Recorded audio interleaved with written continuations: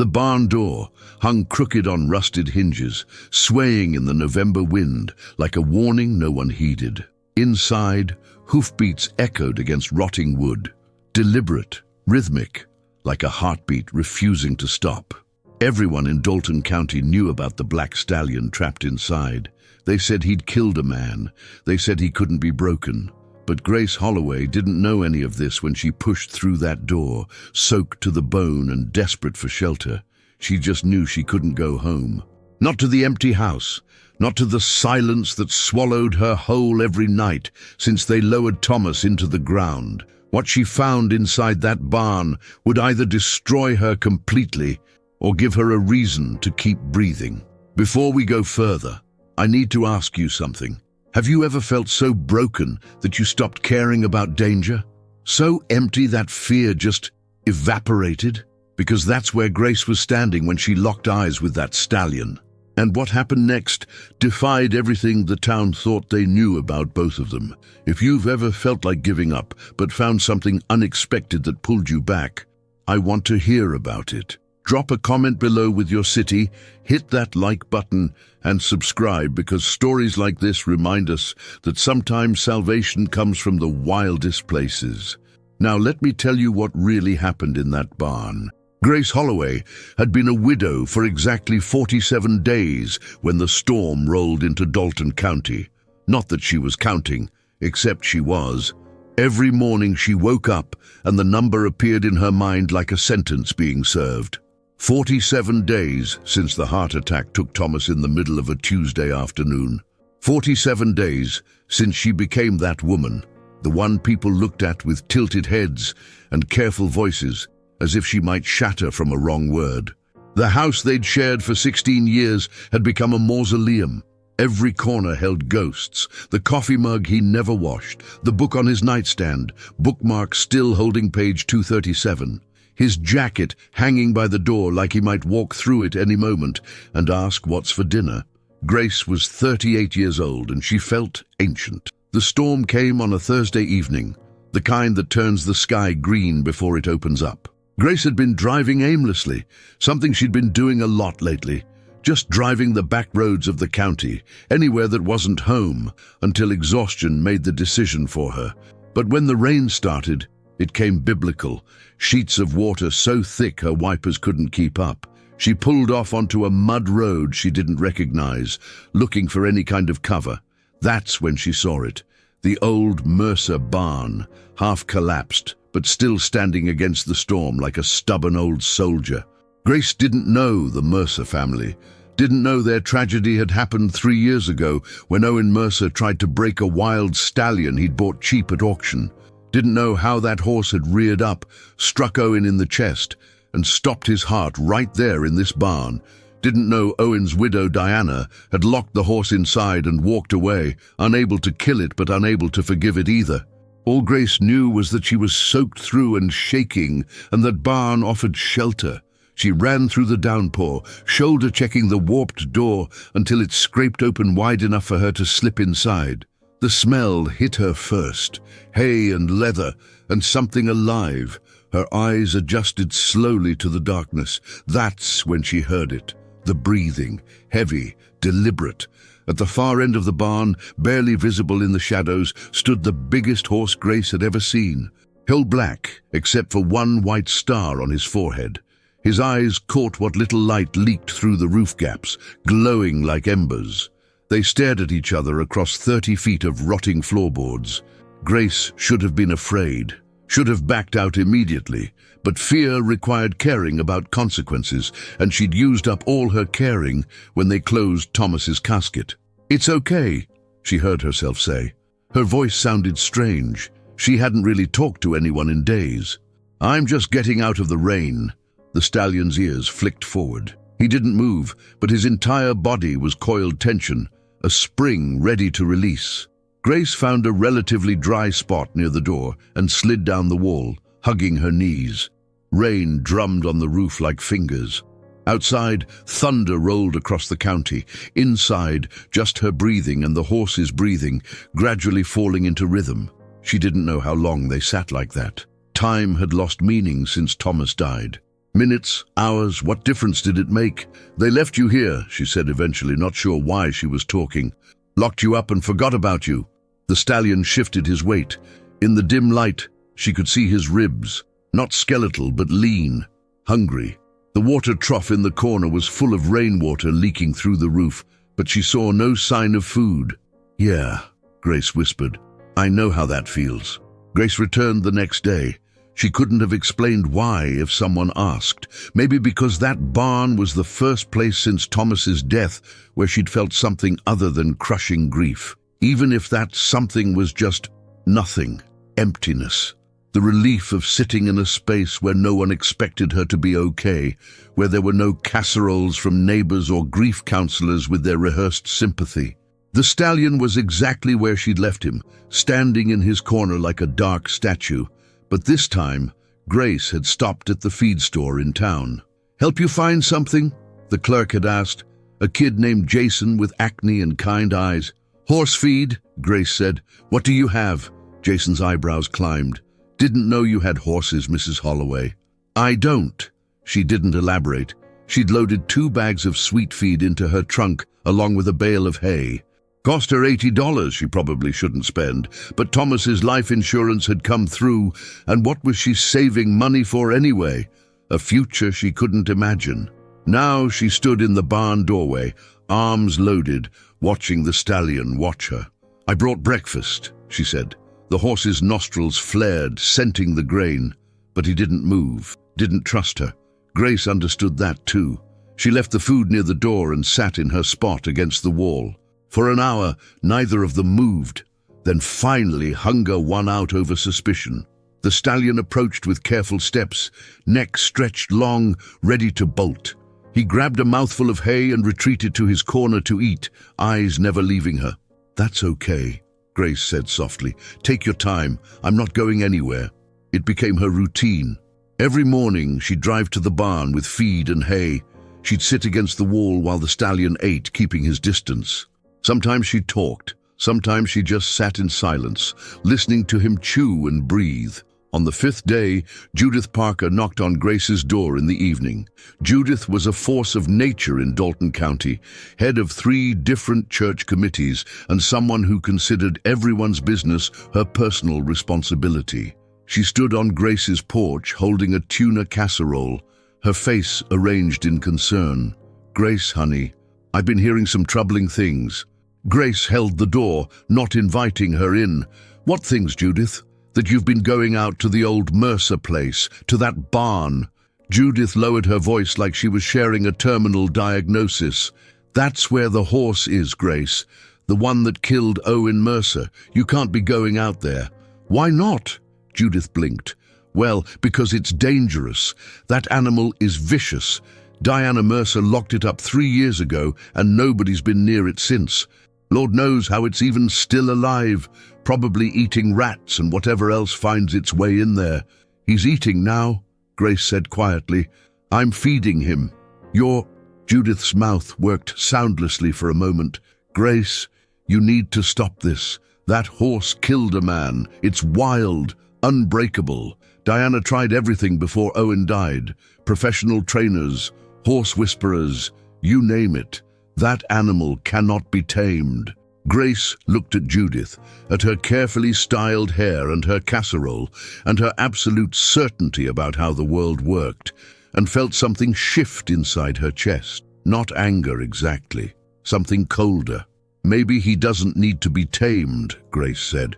Maybe he just needs to be left alone. That's grief talking, Judith said, her voice going syrupy with pity. You're not thinking clearly. It's been, almost 2 months since Thomas passed.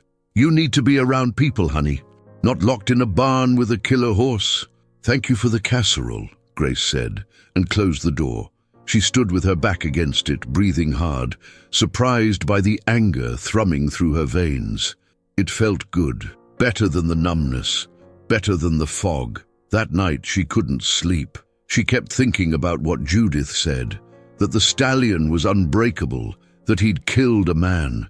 But she'd watched him for 5 days now, and what she saw wasn't a killer.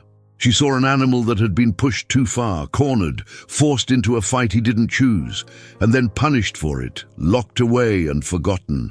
At 2 in the morning, Grace gave up on sleep. She drove to the barn through darkness so complete it felt like driving through ink. The stallion was awake when she slipped inside. He seemed surprised to see her at this hour, ears pricked forward in the moonlight streaming through the broken roof. "Couldn't sleep either?" Grace asked. She'd brought a blanket this time. She spread it on the floor and sat down, drawing her knees up. The barn was cold enough to see her breath. "They say you killed a man," she said into the darkness. "Owen Mercer, Diana's husband. Is that true?" The stallion's tail swished. "I didn't know Owen," Grace continued, "but I knew Diana a little. Saw her at church sometimes. She seemed hard, the kind of person who expects the world to bend to her will. I wonder if Owen was like that too." She picked at a thread on the blanket. Thomas wasn't like that. Thomas was gentle, patient. Everyone loved Thomas. Her voice cracked. "So why did he get to die while I'm still here? What's the point of that?" The stallion took 3 steps toward her. Grace froze. He'd never come this close while she was sitting down. She could see the scars on his shoulders now, old ones, healed over. From spurs maybe, or whips. Evidence of all the ways someone had tried to break his spirit. "I'm sorry," she whispered. "I'm sorry they hurt you. I'm sorry they locked you up for defending yourself." The horse lowered his head slightly. Not submission, just acknowledgement, like he understood. They stayed like that until dawn started painting the sky gray through the holes in the roof. Word spread fast in a town the size of Dalton. By the end of the week, everyone knew that Thomas Holloway's widow was spending her days in an abandoned barn with a dangerous horse. The reactions varied. Some people thought it was grief-induced madness. Others whispered that Grace was having some kind of breakdown and needed intervention. A few, the older farmers who remembered when horses were partners, not pets, said nothing at all, just nodded slowly when her name came up. Grace ignored all of it. For the first time since Thomas died, she had something to focus on, besides the crushing weight of his absence. The stallion, she'd started calling him Midnight in her head, though she hadn't said the name aloud, was beginning to trust her. Not fully, but enough that he'd eat while she was in the barn now, instead of waiting for her to leave. Enough that sometimes he'd walk past her spot by the wall without pinning his ears back. She learned his patterns. How he'd pace the barn's length in the early morning, muscles rippling under black coat, like he was remembering what it felt like to run. How he'd stand motionless for hours in the afternoon, dozing with one hip cocked. How he'd come alert at certain sounds. Cars passing on the distant road, coyotes in the hills, his whole body transforming into coiled readiness. On the 9th day, Grace brought a brush.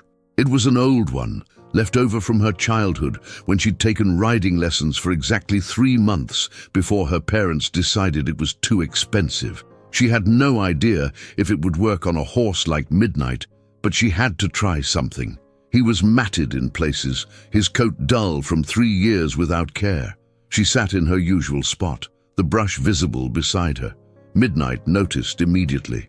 His nostrils flared, testing the air. "It's just a brush," Grace said softly. "For your coat. I thought maybe you'd like that." She didn't approach him, didn't try to force anything. She just sat there, one hand resting on the brush, while the morning light shifted across the barn floor. An hour passed. Then 2. Finally, as if he'd made some internal decision, Midnight walked over. He stopped just beyond reach, neck stretched out, sniffing toward the brush. Grace's heart hammered, but she kept perfectly still. The stallion took one more step. Close enough now that she could smell him, horse and hay and wild places. Slowly, telegraphing every movement, Grace picked up the brush. "Easy," she breathed. "I'm just going to..." She reached out, moving at glacier speed. Midnight's skin twitched when the bristles made contact with his shoulder, but he didn't bolt. Grace made one slow stroke down his neck, then another. The brush came away filled with loose hair and dirt. For 10 minutes she groomed him. Just his shoulder and neck, the places he could see her hands. his eyes half closed. When she finally stopped, her arm aching, Midnight blew out a long breath and walked back to his corner. Grace looked down at the brush, choked with black hair, and started crying. Big, gasping sobs that came from somewhere deep in her chest. She didn't even know why she was crying. Relief, maybe, or gratitude, or just the release of something that had been locked inside her since the funeral. When she finally stopped, her whole body felt lighter. "Thank you," she whispered to the horse. "Thank you for letting me touch you." That evening, Diana Mercer showed up at Grace's house. Grace had been heating up soup, the first real meal she'd attempted in weeks, when the doorbell rang. Diana stood on the porch, rail-thin and vibrating with barely contained fury. She was 50-something, all sharp angles and harder edges. "You need to stop," Diana said without preamble. "Stop what?" "Going to my barn, feeding that horse. I've had 3 people tell me you're out there every day now. That ends tonight." Grace crossed her arms. "It's been abandoned for 3 years, Diana. You locked an animal inside and left him to die. I'd say you forfeited any claim to care about what happens there." Diana's face went white. "You have no idea what that horse is. What he did. He killed your husband." "I know. Then you understand why he needs to stay locked up." Grace shook her head slowly. "No, I understand why you wanted him locked up. For revenge. But 3 years of starving to death in the dark? That's not justice, Diana. That's cruelty. Owen was trying to train him." Diana's voice rose sharp enough to crack. "He wasn't being cruel. He was being firm. That horse needed discipline, needed to learn respect, and instead he—" Her voice broke. "Instead he murdered my husband." "Or," Grace said quietly, "Owen pushed too hard, scared him, made him feel like he had to fight to survive." Diana's eyes narrowed.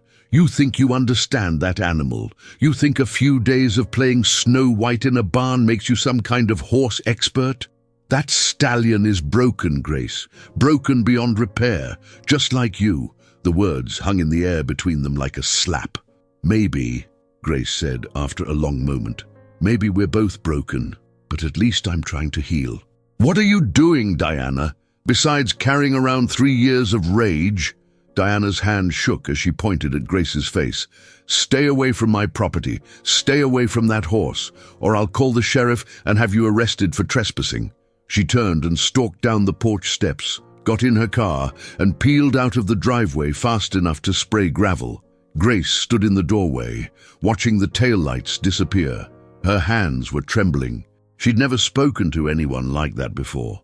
Thomas had always been the confrontational one, the protector. She'd been the peacekeeper, the one who smoothed things over. But Thomas was gone, and Grace was learning that some things didn't need smoothing. Some things needed to be said sharp and true. She went back inside and ate her soup. It was the first meal in 47 days that actually tasted like something. Grace returned to the barn the next morning, half expecting to find a padlock on the door. But Diana's threat had been empty. The barn stood exactly as it had, door hanging crooked, waiting. Midnight nickered softly when she entered, the first sound she'd ever heard him make. It stopped her in her tracks. "Did you just greet me?" she asked, smiling despite herself. He tossed his head, almost playful. She could see the difference in him already. His coat had a faint sheen now where she'd been brushing. His eyes were brighter, more alert. He was filling out a little, the sharpest edges of his ribs softening. Grace set down the feed and hay, but this time she also pulled out something else, a lead rope she'd bought at the feed store. Jason had given her a strange look when she'd purchased it, but he'd kept his questions to himself. "I was thinking," she said to Midnight, "that maybe you'd like to walk outside, just around the barn. See something besides these walls." The stallion's ears pricked forward, interested. Grace had no idea what she was doing. She'd taken those 3 months of riding lessons when she was 12, but that had been arena horses, gentle, patient creatures who'd packed around hundreds of nervous children. This was different. Midnight was different. But somehow, instinctively, she knew she couldn't approach this like a horse trainer. Couldn't use force or dominance or any of the things Diana and Owen had probably tried. She had to ask, had to give him choice. She clipped the lead rope to the rusted halter still hanging on his head, another relic from his previous captivity, and waited. Midnight could have pulled away easily, could have reared up, struck out, reminded her exactly how dangerous he was. Instead, he took a step forward, then another. Grace's heart was a drumbeat in her chest as she walked backward toward the barn door, rope held loose in her hands. Midnight followed, not because he was being forced, because he chose to. The morning sunlight hit him like a revelation. 3 years since he'd been outside, and he froze in the doorway, blinking against the brightness. Grace gave him time, let him adjust, let him remember what the world looked like beyond those walls. Then, Midnight exploded into movement. He reared up with a sound like thunder, front hooves pawing the sky. Grace's hands went numb with fear, but she didn't let go of the rope, didn't try to pull him down. She just stood there, holding on, giving him room to feel what he was feeling. When his hooves hit the ground again, Midnight took off at a gallop, circling the barn in great sweeping arcs. Grace ran with him, or tried to. Mostly, she just held on while he dragged her along, her feet barely touching the ground. They must have looked insane, this grieving widow and this wild horse, connected by a fraying rope and nothing else. But Grace was laughing. For the first time in 47 days, 48 now, she was laughing so hard she could barely breathe. Midnight ran until his sides were heaving, until the joy and rage and 3 years of captivity had burned through his legs. Then he stopped, blowing hard, and looked at Grace like he was seeing her for the first time. "Feel better?" she asked, gasping for air. He nudged her shoulder with his nose, gentle, almost apologetic. They stood there together, both breathing hard, while the November sun climbed higher in the pale sky. Grace's arms ached from holding on. Her clothes were covered in mud and grass stains. She probably looked completely unhinged. She felt more alive than she had in months. "Okay," she said finally, "let's get you back inside. But we'll do this again tomorrow. Deal?" Midnight walked calmly back into the barn, like the wild, galloping creature of 5 minutes ago had been someone else entirely. Grace closed the door behind them and leaned against it, still catching her breath. Her phone buzzed. A text from her sister Fiona, who lived 3 states away. "People are talking, Grace. Judith called me, says you're doing something dangerous. Call me." Grace typed back, "I'm fine. Better than fine. Tell Judith to mind her own business." She hit send before she could second-guess herself. Over the next week, Grace and Midnight established a new routine. Morning feed, grooming session, then a walk outside. At first, just around the barn. Then further, down the overgrown path toward the creek, through the meadow where wildflowers had gone to seed. Midnight was learning to trust, not just Grace, but the world. Learning that not every human touch meant pain, that being outside didn't have to end in violence.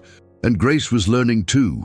She was remembering how to be present, how to focus on something beyond her grief. The numbness that had coated everything since Thomas's death was starting to crack, letting actual feelings through.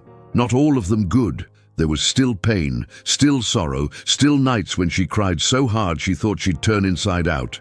But there were other things too, small moments of joy, satisfaction, purpose. On the 15th day, Sheriff Dalton showed up at the barn. Warren Dalton was in his 60s, with a weathered face and eyes that had seen too much of human nature to be surprised by anything. He pulled up in his cruiser while Grace was brushing Midnight's tail, waited until she noticed him, then climbed out slowly. "Morning, Grace." "Warren!" Got a complaint from Diana Mercer. Says you're trespassing on her property. Grace kept brushing. "That what you think this is?" Warren looked at Midnight, who was watching him with one ear back, suspicious. "What I think is you're doing something nobody expected. Question is whether it's legal. The barn's been abandoned for 3 years. Diana locked a horse inside to die. I'd argue I'm preventing animal cruelty, not committing trespassing. Diana says she's been feeding him, that he had enough hay and water to survive." Grace turned to face him. "Warren, when I first came here, he was skin and bones. The water trough was full of green algae. There was no hay. If Diana had been coming out here, it was maybe once every few months to ease her conscience. Warren pushed his hat back. "Diana's not my favorite person either, Grace, between you and me, but legally this is her property, her horse." "Then let her press charges. Let's get animal control out here. Let them see the condition he was in when I found him. Let's have that conversation in front of a judge." A smile tugged at Warren's mouth. "You've got backbone, Grace Holloway. Didn't know that about you." "Neither did I," Grace admitted. Warren walked closer to Midnight, moving slow and easy like he understood horses. "This, the one that killed Owen? That's what they say. You scared of him?" Grace considered the question. "No, honestly, I think he's scared of what's inside himself, of what he did. Animals know, Warren. They remember." Warren studied Midnight for a long moment. Then he tipped his hat to Grace. "I'll tell Diana I came out here and issued you a warning. What you do with that warning is your business. But Grace, be careful. That horse has history. Don't forget that." "I won't." After Warren left, Grace put her arms around Midnight's neck and pressed her face against his warm coat. He stood perfectly still, letting her hold on. "We're okay," she whispered. "We're going to be okay." The first snow came early that year, dusting the barn roof in white and turning the meadow into something from a storybook.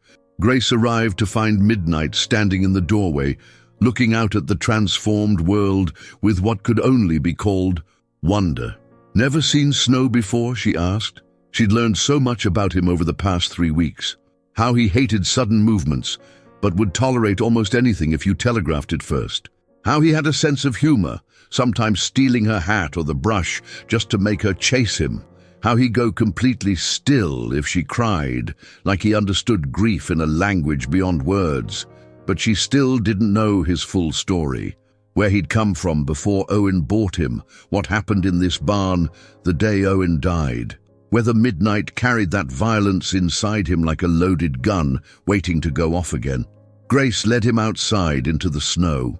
Midnight pranced and snorted, tossing his head, suddenly a colt again despite his size. He rolled in the snow, legs kicking the air, covering his black coat in white. When he stood up, he looked like a ghost horse, and Grace laughed so hard her ribs hurt. They were actually playing, chasing each other in circles, when a car pulled up. A truck, actually. Expensive looking. From it emerged a man in his 50s wearing a wool coat and an expression that meant business. "You Grace Holloway?" he called out. Grace stopped, breathing hard, Midnight dancing beside her. "Who's asking?" "Name's Hector Suarez. I'm an equine veterinarian from Charleston. Got a call from someone saying there was a horse out here needed looking at." "I didn't call any vet." "Warren Dalton did. Called me yesterday. Said he had a friend might need some help with a difficult animal." Hector looked at Midnight with professional assessment. "This him? The stallion that killed Owen Mercer?" Grace felt herself bristle protectively. "He's not a killer." "Didn't say he was. But I did treat Owen after the incident. Well, tried to. By the time they got him to me, it was too late." Hector moved closer, slow and unthreatening. "Mind if I take a look at your boy here?" "He's not mine." "Whose is he then?" Grace realized she didn't have an answer. "I don't know. Right now he's just his." Hector smiled at that. "Fair enough. May I?" Grace nodded. She watched Hector approach Midnight with the kind of calm confidence that came from decades of working with horses. To her surprise, Midnight let him come close. Let him run his hands over legs and shoulders, check his teeth, press a stethoscope to his chest. "You've done good work with him," Hector said finally. "His weight's coming back, coat's improving, hooves need trimming but not terrible. But Grace, he's got some old injuries I should tell you about."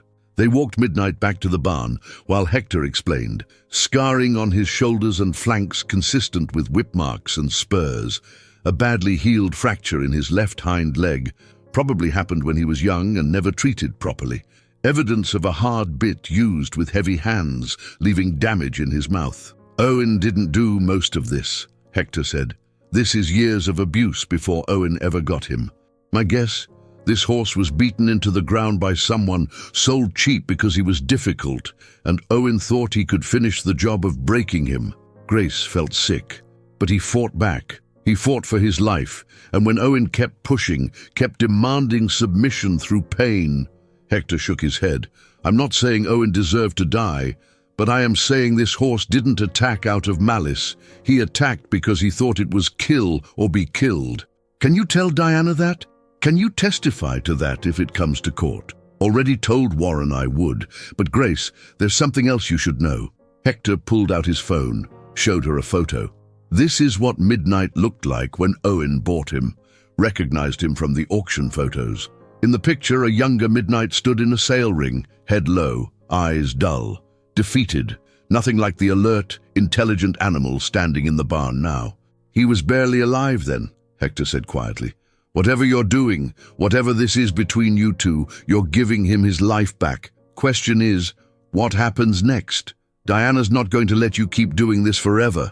And this horse can't live in this barn for the rest of his life. Grace looked at Midnight, who was watching her with those dark, knowing eyes.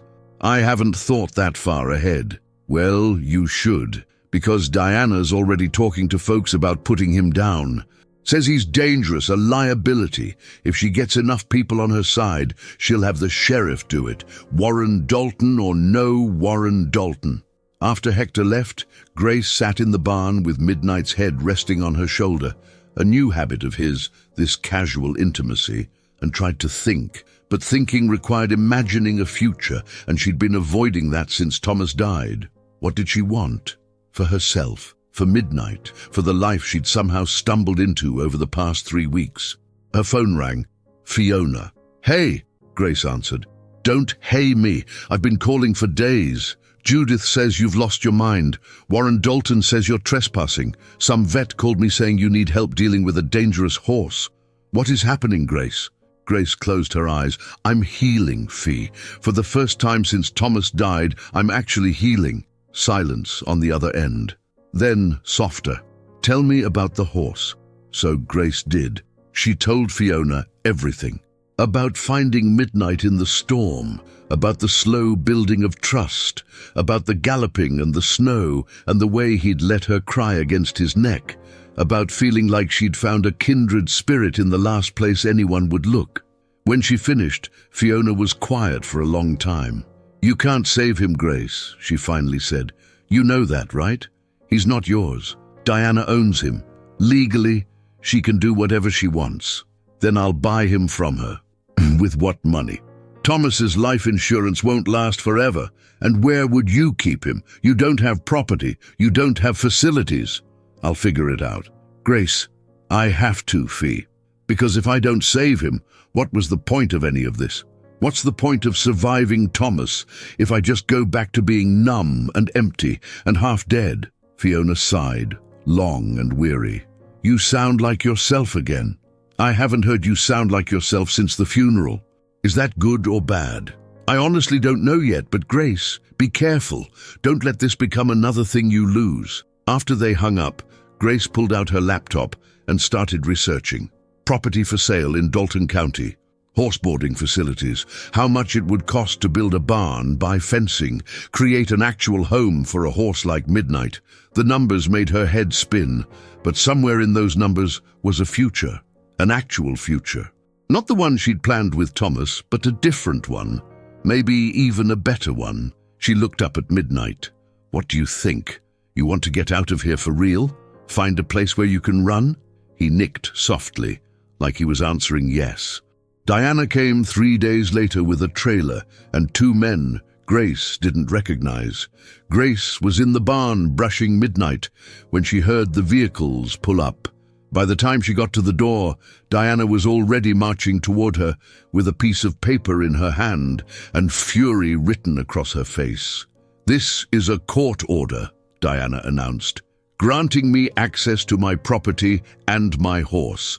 You're going to step aside, and these gentlemen are going to load that animal into the trailer and take him away. And Grace's blood went cold. Take him where? That's not your concern. Diana, don't do this.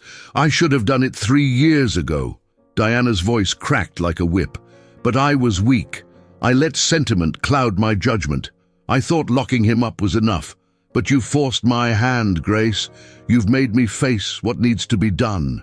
One of the men, big, muscular, with a handler's calm demeanor, stepped forward with a lead rope. Ma'am, We're going to need you to step aside." "Where are you taking him?" Grace demanded. The men exchanged glances. Diana smiled coldly. "To be euthanized, humanely, as he should have been the day he killed my husband." The world tilted. Grace heard the words, but they didn't make sense. Couldn't make sense. "You can't. He's healthy. He's recovering. He's dangerous." Diana cut her off. "And I have 3 years of documentation of his violent history to prove it. The court agreed I have every right to make this decision." Inside the barn, Midnight had picked up on the tension. Grace could hear him moving, agitated, the way his hooves sounded when something was wrong. "Please," Grace heard herself say, "I'll buy him from you. Name your price." Diana laughed, sharp and bitter. "This isn't about money, Grace. This is about justice, about making sure what happened to Owen can never happen to anyone else." "This is about revenge," Grace shot back. "About punishing an animal for defending himself from abuse. That horse wasn't abused. Owen was training him. Owen was torturing him." Grace's voice rose to a shout. "You know it, I know it, everyone knows it. And instead of admitting that your husband died because he pushed too hard, because he tried to break something that didn't need breaking, you've spent 3 years pretending that horse is a monster." Diana's hand cracked across Grace's face so fast she didn't see it coming. The slap echoed in the morning air like a gunshot. For a moment nobody moved. Grace touched her burning cheek, tasted blood where her lip had split. Diana stood with her hand still raised, breathing hard, eyes wild. "You don't know anything," Diana whispered. "You didn't see what that horse did to Owen. You didn't watch him die." "No," Grace said quietly, "but I watched my husband die too. And you know what I learned, Diana? Grief doesn't give you the right to destroy something beautiful just because you're in pain." One of the handlers cleared his throat uncomfortably. "Ma'am, we're on a schedule. We need to do this." Grace looked at the men, at Diana, at the trailer waiting like a death sentence. Then she made a decision. She turned and walked into the barn. Midnight was pacing, tail swishing, ears pinned. He knew something was wrong. Animals always knew. "Hey," Grace said softly. "Hey, it's okay." She unclipped the halter from his head, the halter that had been there for 3 years, a symbol of his captivity. It fell into the straw with a soft sound. Then Grace walked to the back of the barn, to the wall that faced the meadow. It was old wood, rotted through in places. She picked up a rusted fence post leaning in the corner and swung it hard against the wall. The wood splintered. She swung again and again. "What are you doing?" Diana shrieked from the doorway. "Stop that!" Grace didn't stop. She kept swinging until a section of wall crashed outward, creating a hole big enough for a horse. Sunlight poured through. She turned to Midnight. "You're free. Do you understand? You're free." For a moment, the stallion just stood there, looking at her, at the hole, at the men pushing into the barn. Diana was screaming something. The handlers were moving toward them. "Go!" Grace shouted. "Run!" Midnight reared up one last time, a scream of defiance that shook the barn rafters. And then he was moving, past Grace, through the hole, into the meadow beyond. She watched him gallop, powerful and wild and alive, his black coat gleaming in the sun as he disappeared into the tree line. One of the handlers grabbed Grace's arm. "That was a terrible idea, lady. He's going to get hurt out there, or hurt someone." "He was already going to die," Grace said. "At least this way he has a chance." Diana was on her phone calling someone, probably Warren, probably reporting what Grace had just done. Destruction of property, releasing a dangerous animal, whatever charges would stick. Grace didn't care. She watched the empty meadow where Midnight had disappeared and felt something close to peace. The handler still held her arm. "That horse won't survive out there on his own. He's been in a barn for 3 years. He survived 3 years locked in that barn with no food and barely any water," Grace said. "He'll survive this." What she didn't say, he's wilder than you know, stronger than you think, and he was never meant to be tamed in the first place.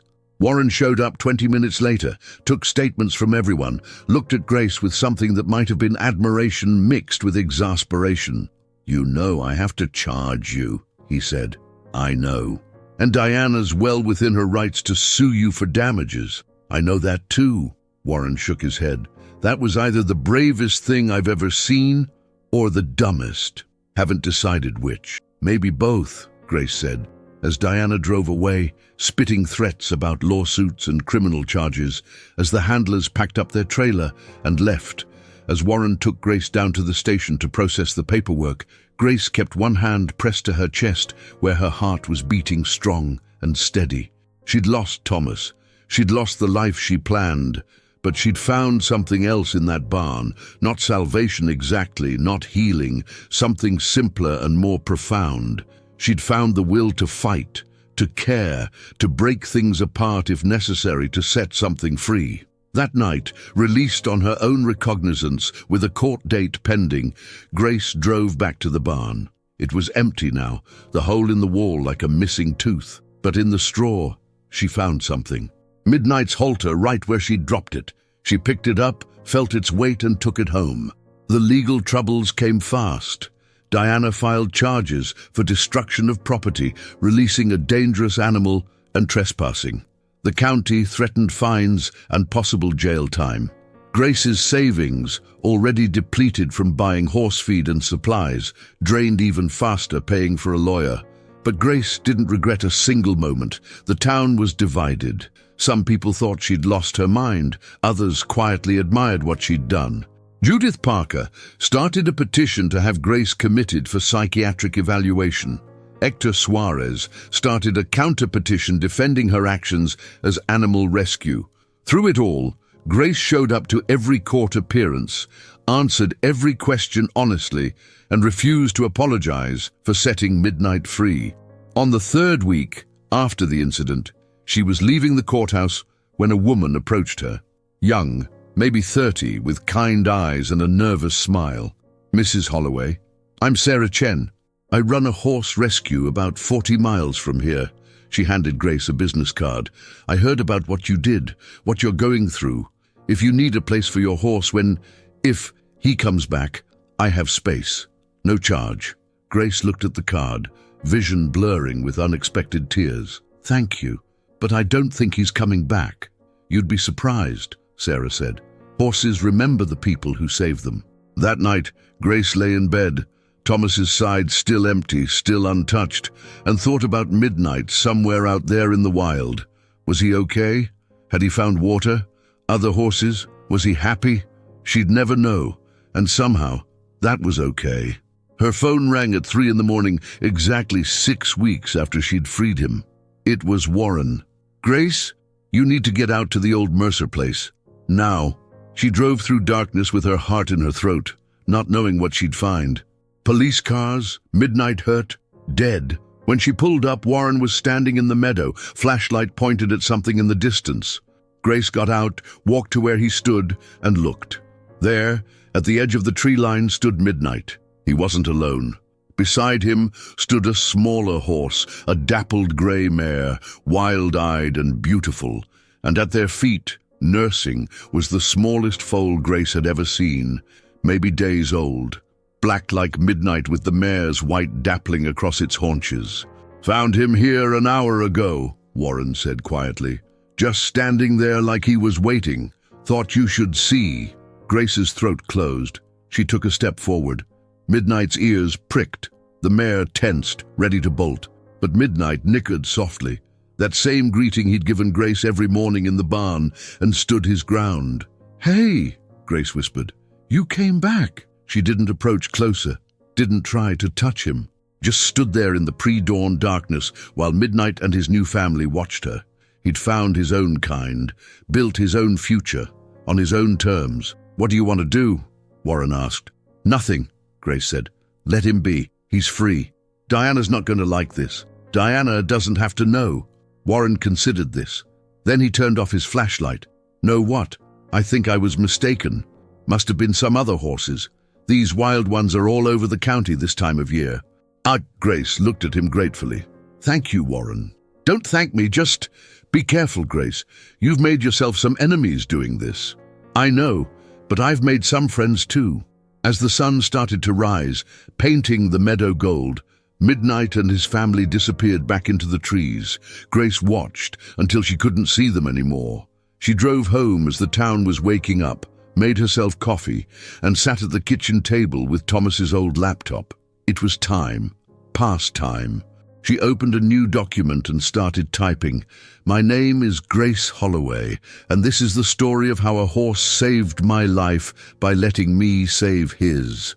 3 months later, Grace's essay was published in a national magazine. It went viral. People from across the country wrote to her, shared their own stories of grief and healing and unexpected salvation.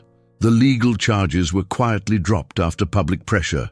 Diana moved away from Dalton County, unable to face the judgment. And sometimes, on early mornings, Grace would drive out to the meadow and find evidence of Midnight's passage. Hoof prints, broken branches.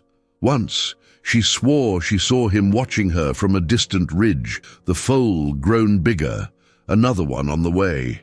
He'd made a whole life out there, a wild, free, beautiful life. So had Grace. 2 years after she freed Midnight, Grace stood in front of a new barn. Not the old Mercer place. Diana had eventually sold that property to a developer who tore down the barn and built condos. But a barn on Grace's own land, 5 acres she'd purchased with the money from her book deal. Yes, book deal. The essay had become a memoir. The memoir had become a small movement. Unbroken, Finding Freedom in the Wild Places, sat on bestseller lists for 16 weeks. Grace had gone on talk shows, done interviews, become something she never imagined, an advocate for animal welfare and alternatives to traditional horse training. But more than that, she'd become herself again. Different from who she was before Thomas died, but whole. The barn she'd built wasn't for Midnight, it was for others like him. Horses the rescue organizations called unadoptable, too traumatized, too dangerous, too broken. Grace called them survivors. Sarah Chen stood beside her now, looking at the 3 horses currently in Grace's care. You've done something remarkable here. We've done something remarkable, Grace corrected. I couldn't do this without your help. In the 2 years since Midnight's freedom, Grace had slowly, carefully built a life around the principles she'd learned in that abandoned barn. That healing couldn't be forced. That trust was earned in small moments. That sometimes the most broken things just needed space and safety to remember what it felt like to be whole. She didn't ride the horses in her care, didn't train them, just gave them time, food, safety, room to make their own choices. And slowly, remarkably, most of them came back to themselves. Some were eventually adopted to careful, vetted homes. Others stayed with Grace, living out their lives in peace. You ever hear anything about Midnight? Sarah asked. Grace smiled. Warren sends me updates sometimes. Photos from trail cameras. The herd's up to 12 horses now. They've claimed about 50 acres of backcountry as their territory. She pulled out her phone, showed Sarah the most recent image. Midnight, older now, scars silvered but proud, surrounded by his family. He was watching the camera with those same intelligent eyes, like he knew exactly what he'd become. Free, unbroken, alive. You miss him? Sarah asked. Every day, Grace admitted. But I'm glad he's where he is. That was never about keeping him. It was about letting him go. That evening, Grace sat on her porch with a cup of tea, Thomas's favorite mug, finally back in rotation, and watched the sun set over her small piece of land. The horses grazed in the pasture, peaceful in the golden light. Her phone rang. Fiona. Hey, Fee. Just finished your book again. 3rd time. Still makes me cry. That's the point. You know what Thomas would say about all this, right? Fiona's voice was soft. He'd be so proud of you, Grace. Grace felt the familiar ache in her chest, but it was gentler now, more like remembering than mourning. I hope so. I think so. He would. You took everything awful that happened and turned it into something beautiful. That's the best kind of memorial. After they hung up, Grace walked out to the barn. The horses came to the fence looking for treats. She obliged, giving each of them carrots, scratching their favorite spots. One of them, a bay gelding named Phoenix, who'd been rescued from a hoarding situation, nudged her pocket. shameless in his begging. Grace laughed. "You're going to be okay," she told him. "All of you, I promise." She meant it. In this barn, on this land, with these horses who'd seen the worst of humanity and somehow still chose to trust, Grace had found her purpose. Not the one she'd planned, but the one she needed. The moon was rising when she finally went inside. She paused at Thomas's picture on the mantel, his smile frozen in time, forever 42. "I'm okay," she told him. "I'm actually okay now." She meant that too. In the distance, if she listened carefully, Grace could swear she heard the sound of hoofbeats, wild and free, running towards something instead of away, just like her. Sometimes salvation doesn't look like what we expect. Sometimes it's not a person or a plan or a perfectly mapped road to recovery. Sometimes it's a broken animal in an abandoned barn, looking at you across 30 feet of rotting floorboards like he knows exactly what you're feeling, like he's been there too. Grace Holloway went looking for shelter from a storm and found a reason to keep living. She went to save a horse and ended up saving herself. She thought she was performing an act of mercy and discovered she was the one receiving it. Midnight is still out there, wild and free, raising his herd in the hills of Dalton County. Grace is still here, doing the quiet work of healing one broken soul at a time, equine and human alike. They saved each other by letting each other go. That's the thing about grief nobody tells you. It doesn't disappear. It doesn't heal clean, but it can transform. It can become something else. Something that drives you to be braver, kinder, more alive than you were before. Thomas's death broke Grace completely. Midnight put her back together in a shape she didn't recognize at first.